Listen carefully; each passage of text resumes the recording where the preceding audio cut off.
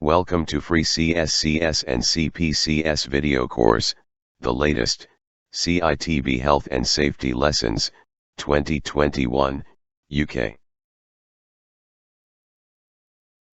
Excavations. An excavation is any hole or trench dug into the ground as part of construction or utility work. Some excavations are knee-deep, but many are deeper. They do not need to be deep before becoming a serious risk or a confined space. Every year deaths and injuries occur due to excavations collapsing, or workers being overcome by poisonous gases or striking live surfaces. Many accidents happen when the excavation appears to be in good condition, with no obvious hazards. Excavations are dangerous. A cubic meter of soil can weigh over a ton, 1,000 kilograms. A human body cannot support that much weight. Even a shallow excavation can easily collapse onto you. It can crush your legs, hips or chest and prevent you breathing, within seconds. Collapse is silent and without warning.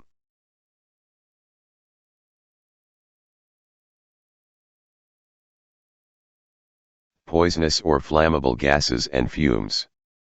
Poisonous gases and fumes, such as those listed below, can be heavier than air and can pour over the edges and start filling up an excavation or a confined space.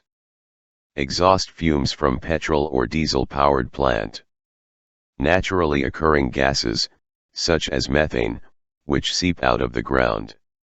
Fumes or vapors from solvents, such as welding plastic pipes, epoxy resins, or sealants. Liquefied petroleum gas, LPG. Carbon dioxide, CO2, and other pipe freezing gases. Safe systems of work may include the following. Using a gas detector to test the air before entry and then monitoring continuously. Pumping in fresh air. Using a solvent-free product that does not give off fumes. Wearing breathing apparatus as a last resort. Always be aware of gas hazards.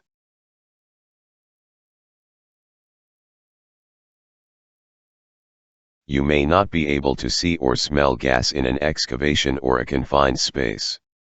If you are in an excavation or a confined space and feel lightheaded, dizzy or can smell gas, warn others, get out, stay out, report it immediately.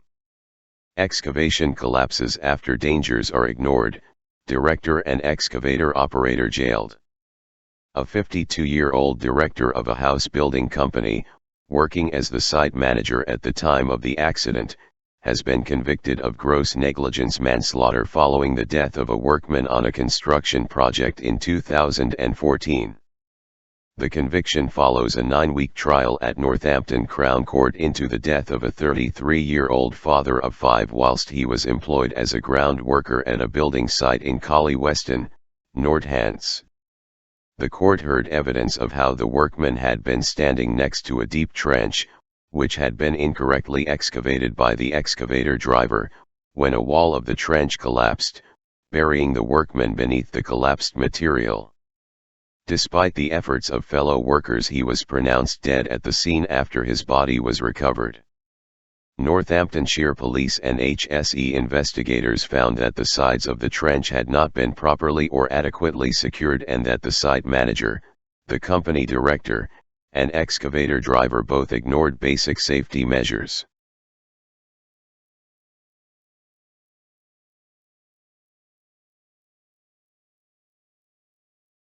In June 2017, the court convicted the defendants, as follows. The site manager and director of the company was found guilty of gross negligence manslaughter. He was sentenced to 4 years in jail. He will spend 2 years in custody and 2 years on license. He was also ordered to pay costs of £90,500.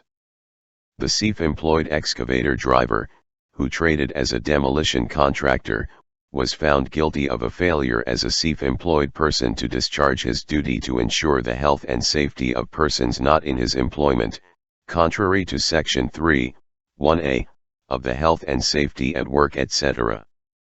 Act 1974.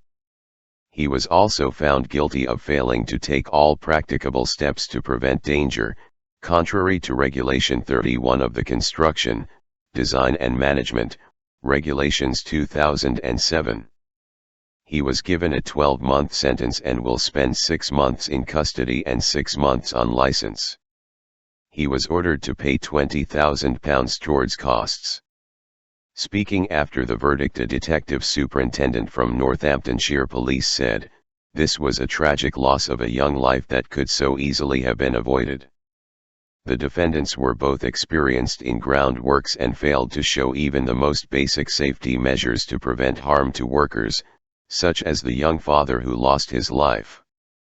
He leaves behind 5 young children who are now being cared for by his parents. They were in court throughout the trial and have shown true dignity and strength despite listening to harrowing evidence. This has been a very lengthy and complex investigation, and I would like to thank the jurors for their dedication and attention to detail during this long trial.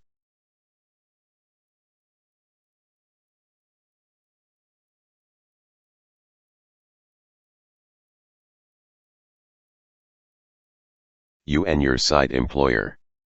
What your site and employer should do for you. 1. Assess the project. Identify any work that will need workers to enter or work in an excavation, and inform you. 2. Make sure there are adequate resources and equipment to prevent collapse, and a safe system of work is in place where it is necessary to enter an excavation. 3. Make sure suitable training is provided for those installing excavation and trench support systems and anyone entering or working in excavations. 4.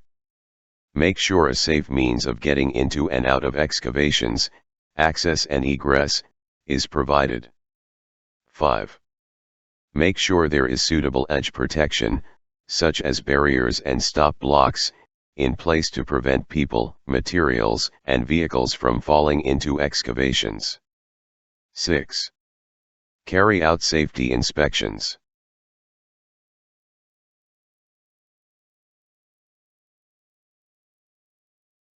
What you should do for your site and employer. 1. Do not enter an excavation unless a safe system of work is in place and you are trained, competent and authorized to do so. 2. Do not enter any excavation which is unsupported or has not been inspected. 3. Do not install excavation supports unless you are trained, competent and authorized to do so. 4. Do not take any risks. 5. Do not leave any excavation open or unguarded. 6. Never climb on supports or use supports or exposed surfaces as stepping points to get into or out of an excavation. 7. Report any safety concerns to your supervisor. 8. If you feel unwell, leave the area immediately and tell your supervisor.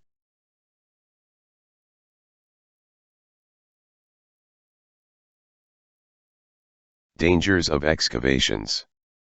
The sides of a trench may look firm, but looks can be misleading. Excavations and trenches collapse for the following reasons. The sides are not supported or supports are not installed properly.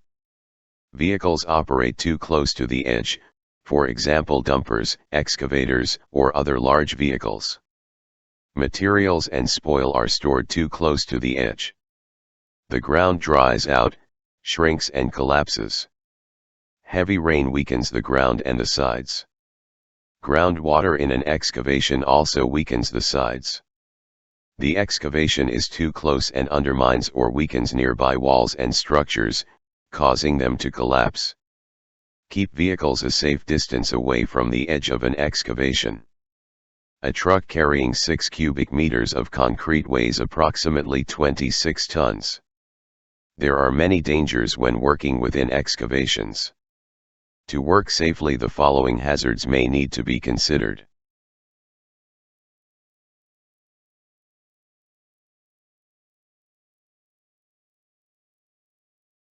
Falls of materials, people, plant, and vehicles into the excavation. Making foundations of nearby structures weak, including scaffolds and other temporary work structures. Accidental or deliberate contact with underground services. Water or other fluids entering the trench, standing water, and pumping out. The presence of naturally occurring gases, such as hydrogen sulfide, H2S. The buildup of gases that are heavier than air, such as H2S and liquefied petroleum gas, LPG. Possible dangers of trenches.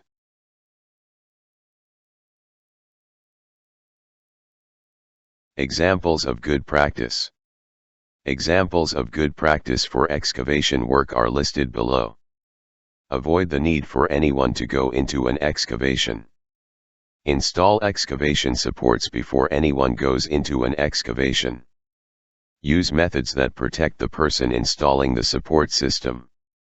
Stop vehicles from coming too close, for example, use wheel stop blocks. Provide a safe way to get in and out, such as a tied ladder.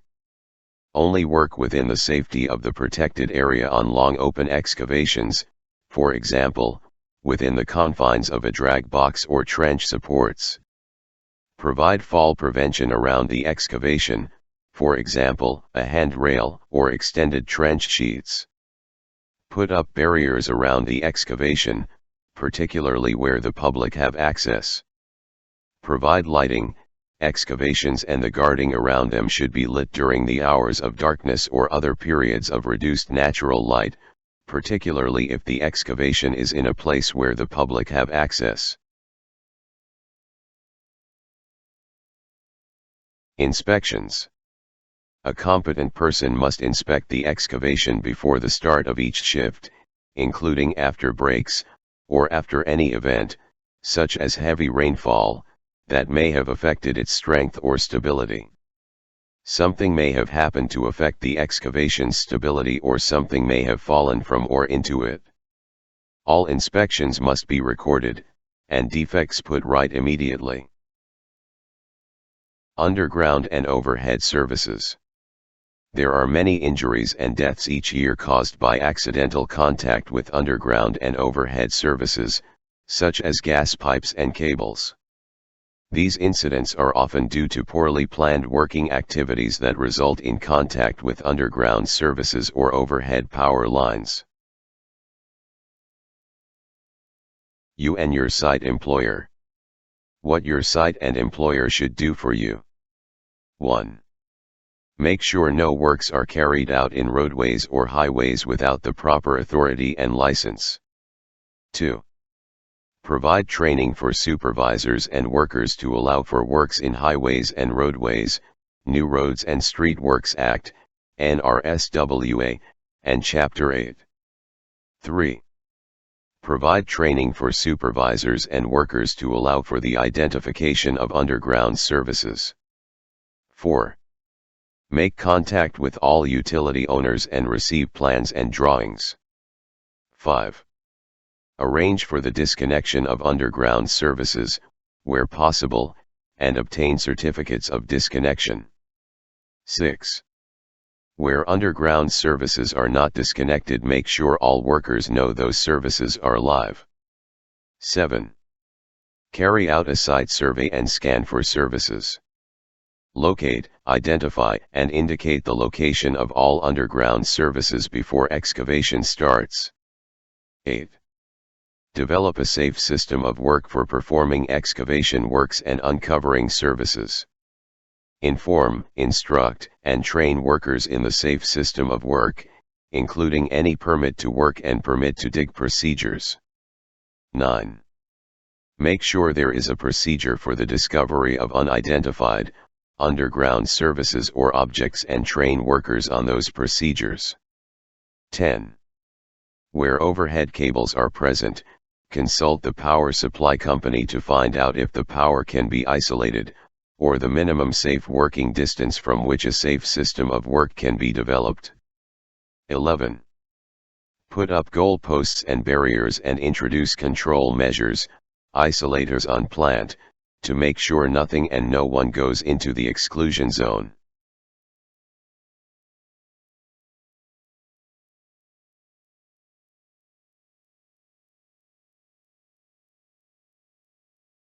What you should do for your site and employer. 1. Do not work in any roadways or highways without the proper authority and license. 2. Do not work in highways and roadways unless you are trained, competent and authorized to do so, New Roads and Street Works Act, NRSWA, and Chapter 8. 3. Do not use any scanning or survey equipment, CAT and GENI, unless you are trained, competent and authorized to do so. 4. Follow the permit to work and permit to dig procedures. Do not take any risks. 5. Follow the procedure for the discovery of unidentified, underground services or objects. 6. Never climb on supports or use supports or exposed surfaces as stepping points to get into or out of an excavation. 7. Where overhead cables are present, follow the safe system of work and follow the minimum safe working distances. 8. Do not move any barriers and never enter into the exclusion zone. 8. Report any safety concerns to your supervisor.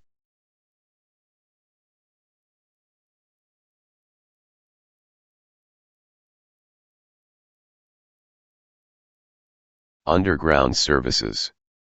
Underground services include the following: electricity cables, sewers and drains, gas mains, telecommunications or fiber optics, water mains, oil or fuel pipes. Thousands of service strikes happen every year. Many result in serious injury and some are fatal. It is vital that any excavation work, no matter how big, small, deep, or shallow, is properly planned. Before any excavation or digging, every effort should be made to locate existing services. These methods will show roughly where the services are. A cable avoidance tool and generator.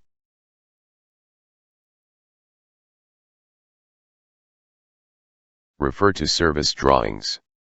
Contact the utility company. Carry out a ground radar survey. Use cable avoidance tool detection, such as CAT and GENI equipment.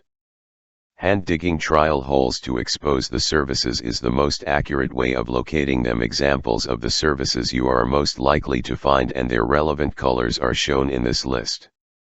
Service, color. Electricity, all voltages, black or red. Water, blue, black or gray. Gas, yellow.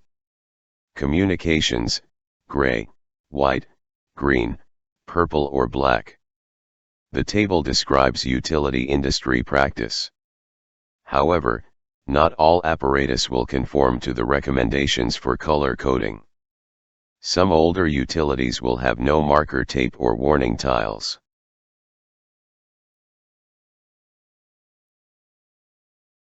Safe systems of work may include the following: not using forks, picks or other blade tools near live underground services.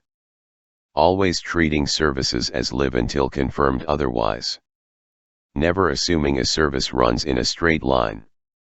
Not using power tools or excavators within 500 mm of the indicated line of a service. If you find an unexpected underground service, report it immediately.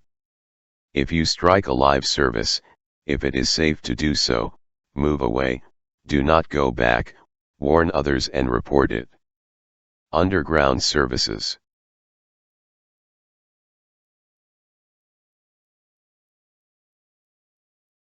Overhead services. Every year people are killed or seriously injured when they come into contact with overhead electricity power lines. If there is contact with a power line, or even if a piece of equipment gets too close to it, the electricity can be conducted to earth, which can cause a fire, an explosion, and shock or burns to anyone touching the machine or equipment. Overhead lines can be difficult to spot, particularly in foggy or dull conditions, but often people just fail to look up. Overhead cables carrying electricity are generally uninsulated. You must be mindful of the following. Electricity will flow through any conductor that comes into contact with it, such as a metal ladder, a scaffold pole or a raised excavator bucket. Electricity may jump through the air, arc, to anything nearby that will conduct electricity. The sighting or use of cranes, lifting appliances or any conductor near to overhead power cables is dangerous and extreme care must be taken. If there is a danger to people with scaffold poles or other conducting objects, then barriers should be used to keep people and mobile plant out of the area.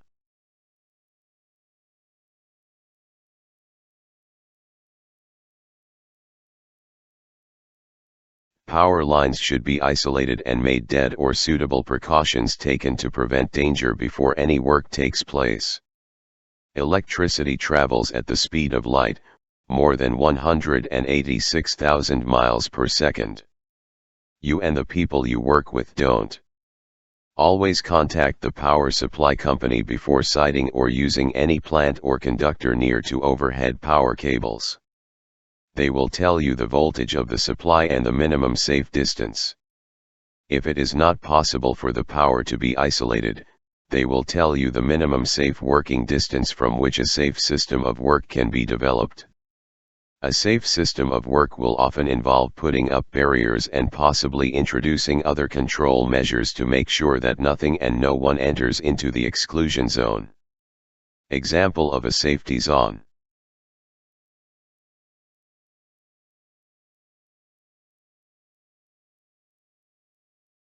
Overhead power line electrocution.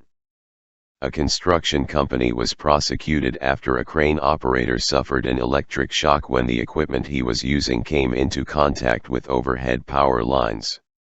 The subcontractor was using the crane to move sections of steel. As they started to lift a section of steel using the crane, the hook block came into contact with an 11 kV power line and he suffered an electric shock. The subcontractor was resuscitated but now suffers from long-term memory loss. The electricity company had warned the contractor about the presence of the overhead power cables, and had received advice on the removal of the power supplies running across the site. However, no measures were put in place by the company to prevent plant and equipment accessing the area beneath the power lines or for the power supply to be diverted or isolated. The company was fined £20,000. The HSE said, "This terrible incident could have been avoided had the company placed physical barriers on site so that no plant or equipment could gain access to either side and directly below the overhead power lines, or if the high voltage cables were diverted or isolated."